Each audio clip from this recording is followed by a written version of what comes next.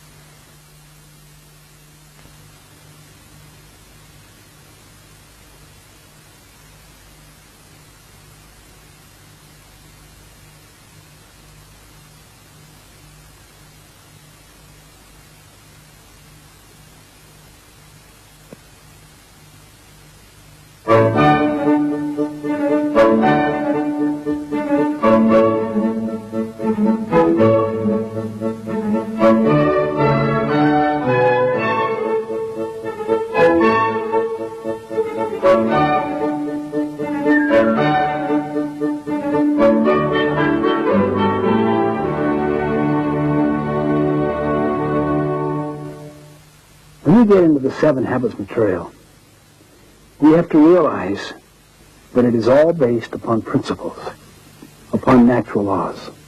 That is why we are presenting this foundational material first. We need to understand the concept of a principle and the concept of a paradigm, and also how to define effectiveness. Then we'll look at the 7 habits. I suggest that principles are not only natural laws, objective, factual, external to ourselves. I suggest they are also self-evident.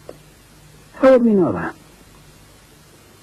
We have found that if you can get enough people interacting freely and synergistically who are informed, all the value systems are the same.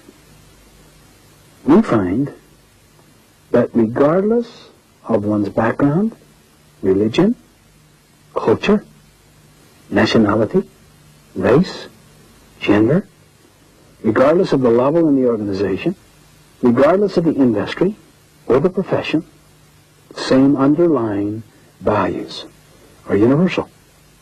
They represent what we could call principles.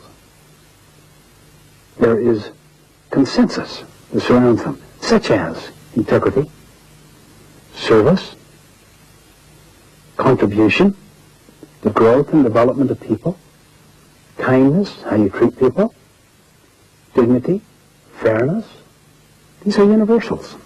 Every one of the habits represents a principle, a fundamental natural law that is self-evident. Now, let me just give an illustration of the difference between a social value and principles. It was a dark and stormy night.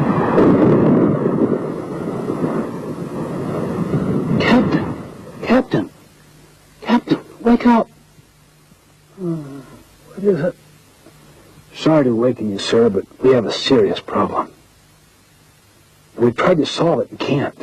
What's the problem? There's a ship in our sea lane about 20 miles away that refuses to move. What do you mean they refuse? Just tell them to move. We have, sir. That's the problem. They won't respond. I'll tell them. The signal goes out. Move starboard 20 degrees. The signal comes back. Move starboard 20 degrees yourself. What arrogance. Who is this guy? He doesn't know who I am. Let him know a captain is giving the command. The signal goes out. This is Captain, the ratio hornblower, the 16th. Move starboard 20 degrees at once. The signal comes back. This is Seaman, Carl Jones, the 3rd. Move starboard 20 degrees at once yourself. This is a command. a seaman commanding me, a captain. I can't believe this. What is going on? Let them know who we are. We're a battleship. We could just blow them out. The signal goes out. This is the mighty Missouri, flagship of the 7th Fleet. Signal returns. This is the lighthouse.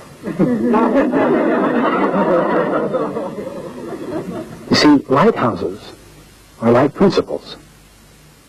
We don't break them. We break ourselves against them. This is why humility is the mother of all other virtues. Openness, teachability, humility, awareness of external realities.